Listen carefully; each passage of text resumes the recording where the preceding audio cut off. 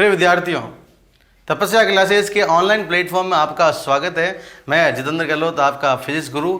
इस लेक्चर में, इस वीडियो में हम एक नया चैप्टर प्रारंभ करेंगे जिसका नाम एटॉमिक फिजिक्स है। तो प्रारंभ करते हैं आज की क्लास।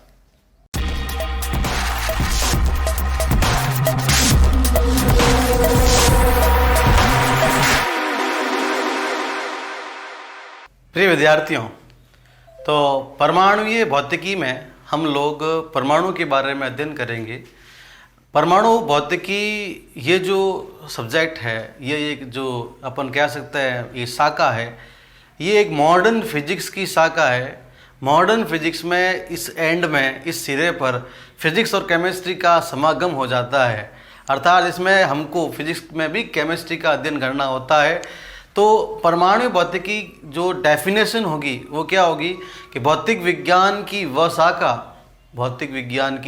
वह शाखा जिसके अंतर्गत परमाणु का अध्ययन किया जाता है उसे परमाणुीय भौतिकी कहते हैं। प्यारे बच्चों, इस श्रृंखला में हम अलग अलग मॉडल का अध्ययन करेंगे।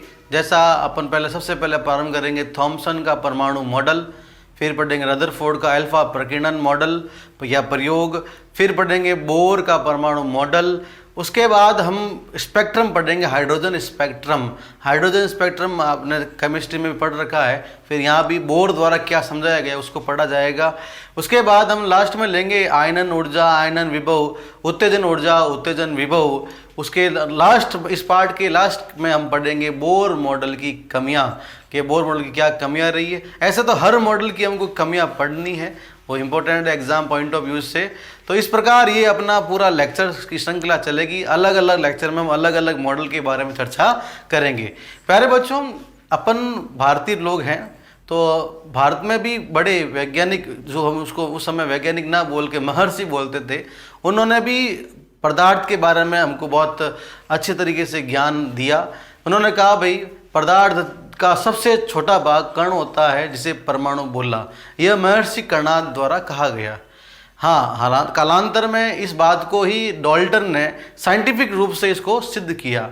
तो हम ये कह सकते हैं कि महर्षि कर्णाद के अनुसार पदार्थ का सबसे छोटा भाग क्या होता है? परमाणु। अब आपको और यहाँ पर थोड़ा सा और देते हैं, बड़े से छोटे की ओर चलते हैं। सबसे बड़ी चीज़ होती है पदार्थ। पदार्थ कई अणु और परमाणु से मिलकर बना होता है। अणुओं के मध्य क्या होते हैं? अणु से और छोटा क्या होता है? परमाणु। परमाणु पदार्थ का सबसे सूक्ष्मतम भाग होता है। अब जैसे मान लीजिएगा कि इसको कैसे डिफाइन किया गया कि मतलब पदार्थ का सबसे छोटा अविभाज्य भाग, मतलब जैसे ये चौक लेते हैं, ये चौक पदार्थ है, इसको हम तोड़ सकते हैं, मतलब विभाज्य है, और तोड़ सकते हैं, और इसको ऐसे करके एक इनहेरिट रूप से आएगा, और सबसे छोटा भाग जो होगा उसको और हम तोड़ नहीं पाएंगे, उसी को हम क्या कहेंगे? परमाणु। तो प्यारे बच्चों, इस लेक्चर में हम परमाणु का एक मॉडल पढ़ेंगे, थॉमसन परमाणु का मॉडल। तो प्यारे बच्चों, क्या परमाणु मॉडल पर भौतिकी की परिभाषा होगी, किस प्रकार लिखना है, देखते हैं हम लोग। ठीक है, तो हम सबसे पहले स्टार्ट करते हैं परमाणुीय भौतिकी। परमाणुीय भौतिकी, एटॉमिक फिजिक्स, इसकी डेफिनेशन क्या होगी? जैसे कि मैंने उच्चारित की है, बोला है कि भौतिक विज्ञान की वह शाखा, भौतिक विज्ञान की वह शाखा जिसके अंतर्गत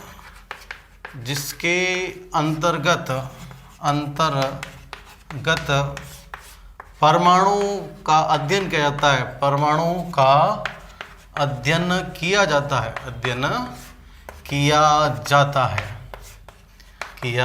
जाता है, और मैंने बोला है कि अपने परमाणु की बातें किसने कही है?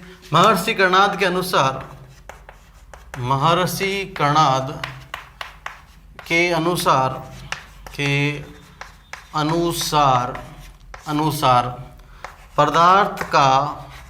पदार्थ का सूक्ष्मतम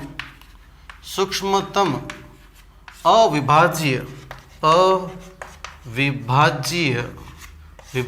कण परमाणु कहलाता है।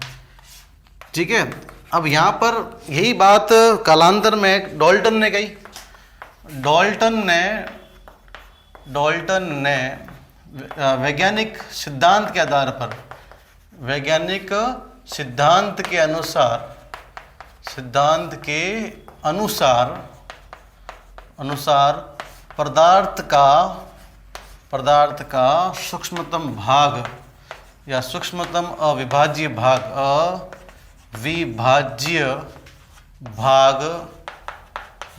परमाणु कहा। ठीक है, ये मतलब महर्षि कर्णाद अपने दार्शनिक के नॉलेज के आधार पर उन्होंने कहा, लेकिन साइंटिफिक रूप से डाल्टन ने कहा। एक आप बात ध्यान रखें, परमाणु को इंग्लिश में बोलते हैं एटम, और एटम का मतलब ही होता है अविभाज्य। ठीक है, तो ये थोड़ा सा इंट्रोडक्शन था। अब अपन पढ़ेंगे परमाणु के विभिन्न तरह के मॉडल। इसमें सबसे पहला मॉडल आएगा थॉमसन का परमाणु मॉडल। तो प्यारे बच्चों, थॉमसन का परमाणु मॉडल, थॉमसन या टॉमसन, इसको या जे थॉमसन का परमाणु मॉडल एक ही बात है। थॉमसन के अनुसार परमाणु एक गोलाकार पिंड होता है जिसमें धनावेश और ऋणावेश पाया जाता है, जिनकी मात्रा समान होती है, अतः परमाणु विद्युत रूप से क्या होता है, उदासीन होता है।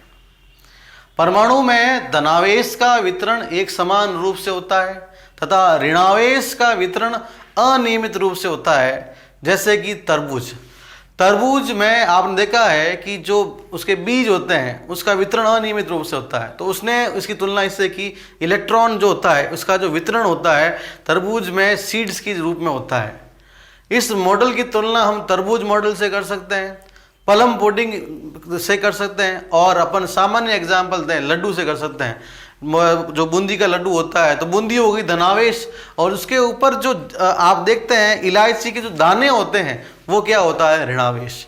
तो ये था थॉमसन का परमाणु मॉडल। तो प्यारे बच्चों, लिखेंगे क्या इसको, तो इस प्रकार देखिएगा। इसने क्या कहा, इसके अनुसार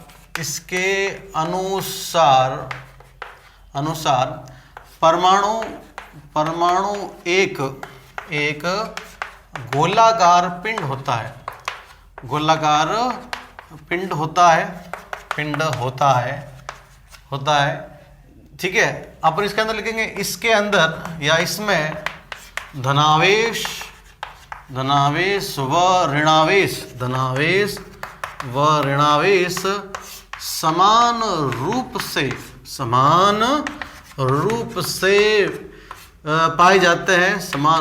पाए जाते हैं, मतलब मात्रा समान होती है, अर्थात जो नंबर ऑफ जो इलेक्ट्रॉन होगा वो नंबर ऑफ प्रोटॉन के बराबर होता है। अर्थात कुल आवेश पूछ लिया जाए कि भाई परमाणु का कुल आवेश कितना होता है, तो कुल आवेश होता है 0।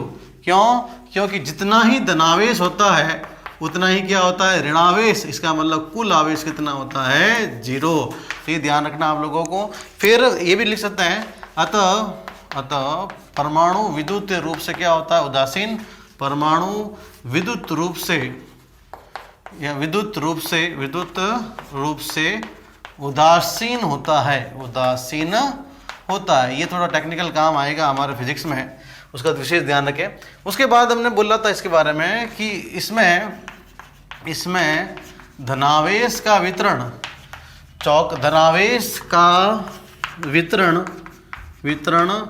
समान रूप से होता है,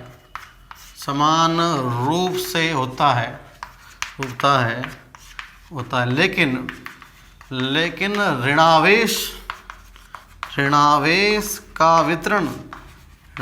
का वितरण यादृच्छिक होता है या अनियमित होता है, ऐसा ले सकते हैं। अनियमित या यादृच्छिक होता है। जैसे इसी मॉडल की जो तुलना है वो तरबूज से, प्लम पुडिंग से या लड्डू से की गई है, तो हम कह सकते हैं इस मॉडल को तरबूज अभी बहुत खाया होगा आप लोगों ने। तरबूज, गर्मियों के दिन तरबूज खाना पीना फिर सोना, लॉकडाउन था ना। तरबूज मॉडल या प्लम पुडिंग, ये थोड़ा ध्यान रखना, प्लम है ना कि पलंग है। प्लम पुडिंग या लड्डू मॉडल कहा जाता है। और ये तो था, ये मॉडल क्या कहता है, इस मॉडल की सफलता और असफलता क्या रही। इस मॉडल की सफलता यह है, इस मॉडल की सहायता से हम तापीय विद्युत उत्सर्जन समझा सकते हैं, या तापीय इलेक्ट्रॉन उत्सर्जन को समझा सकते हैं, प्रकाश विद्युत प्रभाव को समझा सकते हैं, तथा गैसों के आयनीकरण को समझा सकते हैं।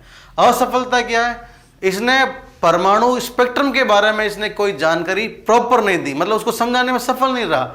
इसने कहा कि जब जो इलेक्ट्रॉन को बाह्य ऊर्जा मिलती है तो इलेक्ट्रॉन दोलन गति करता है, दोलन गति करने से उसमें क्या उत्पन्न होता है, विद्युत चुम्बकीय तरंगे अर्थात ऊर्जा उत्पन्न होती है जो उत्सर्जित करता है। उसने कहा कि जब एक इलेक्ट्रॉन है तो एक ही प्रकार की क्या करेगा, ऊर्जा का उत्सर्जन करेगा, लेकिन ऐसा नहीं होता, अर्थात इसका जो परमाणु स्पेक्ट्रम है, जो इसने इसकी जो व्याख्या की उसमें ये सफल नहीं रहा। फिर आने वाले टाइम में रदरफोर्ड का जो प्रकीर्णन मॉडल है, इस मॉडल से समझाना संभव नहीं है। रदरफोर्ड के जो मॉडल को थॉमसन मॉडल से समझाना संभव नहीं है। ये इसकी क्या रही, असफलताएं। तो सफलता और असफलता क्या होगी, तो थोड़ा इसको मिटा देते हैं, फिर अपन लिखते हैं सफलताएं और असफलताएं। तो ये था थॉमसन परमाणु मॉडल, ठीक है। और ध्यान रखें कि इनको बिंदुपति ही लिखें आप लोग। तो देखिए असफलताएं, ये पहले सफलताएं लिख देते हैं। सफलताएं क्या रही इसकी, सफलता में सबसे पहले यह मॉडल, मतलब इसे एक कॉमन पॉइंट मिल देता है, यह मॉडल तापीय इलेक्ट्रॉन उत्सर्जन हम लोगों ने प्रकाश विद्युत प्रभाव के पार्ट पढ़ा है, जो कि इसका लिंक आपको स्टार बटन में दिख रहा होगा। यह मॉडल तापीय इलेक्ट्रॉन उत्सर्जन प्रकाश विद्युत प्रभाव, फोटो इलेक्ट्रिक इफेक्ट, प्रकाश विद्युत प्रभाव व गैसों के आयनीकरण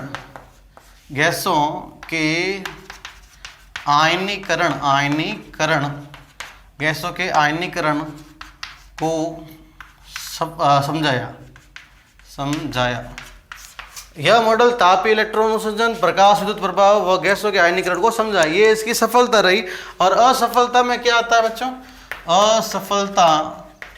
असफलताएं क्या हो जाएगी, लिमिटेशन क्या है, मतलब यह मॉडल भाई चौक दो भाई, ठीक है। यह मॉडल परमाणुवीय या परमाणु स्पेक्ट्रम को समझा नहीं पाया, या परमाणु स्पेक्ट्रम की व्याख्या नहीं की, ठीक है। दूसरा, यह मॉडल रदरफोर्ड, अब जो अपन नेक्स्ट मॉडल पढ़ेंगे, रदरफोर्ड अल्फा प्रकीर्णन को समझा नहीं पाया,